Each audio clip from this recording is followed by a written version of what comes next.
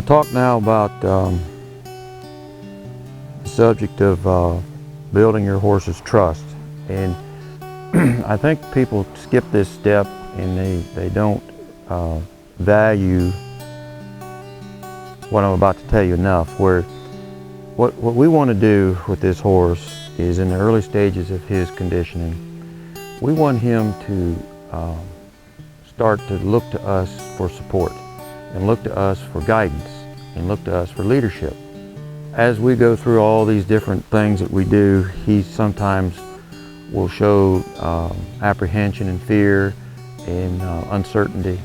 And that's where you got to stop. When you see those types of behaviors, you got to realize that he's afraid, and he's used to taking care of himself, and he doesn't quite know what to do about things. And you have to be there to say, you know, Boots, it's all right, buddy. When you're with me, everything's in order.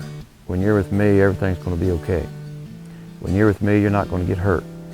You're not going to be put in a spot you don't want to be in. So say you're going along and your horse, say maybe he's buddy sour and he's worried about all the other horses in the barn. But basically, when he does that, what he's telling you is, he says, I'd rather be with those horses than with you. Well, you got to think about that for a minute. We got to get that worked out, because he needs to want to be with me, because we're going to go the other direction. And he's saying, no, I want to be with those other horses, because I'm afraid to be by myself, because something might happen to me. So I've got to get him to the point where whatever's going on, it doesn't matter what, he's going to say, you know, as long as I'm with Ted there, I'm going to be okay. He's my friend. He's just as much of my friend as all those other horses back at the barn. So if we go out to an obstacle and he sees something that he doesn't like, well, we're going to work our way through that, and we might lunge around it, and we might stand there beside it. And it's not like I'm trying to get him used to that particular item. I just am getting him used to trusting me, that whatever we encounter, if I say it's okay, be with me, he'll say, yeah, okay, I trust this guy. So, you know, take that attitude toward this, where there's more to horsemanship than just climbing up on one's back and riding him. You have to earn this horse's trust. He's got to give it to you, but you got to earn it. Now, there's some horses out there that are just dead-minded. They're just quiet, tame, dumb, dead horses.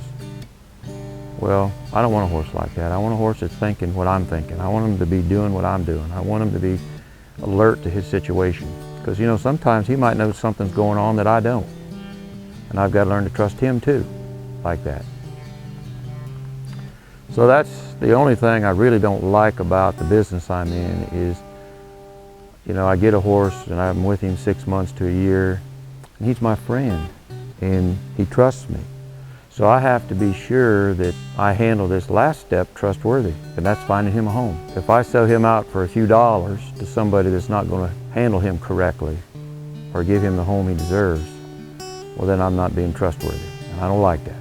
So that's why when you all talk to me about horses, I'm very sensitive about how we're going to do things, but that's why, because this horse has trusted me. And I think a lot of people in this business don't take that seriously enough. You know, if he trusts you, you handle this last step trustworthy. And after you own him, you make sure that you maintain that you deserve his trust. That's a very important thing.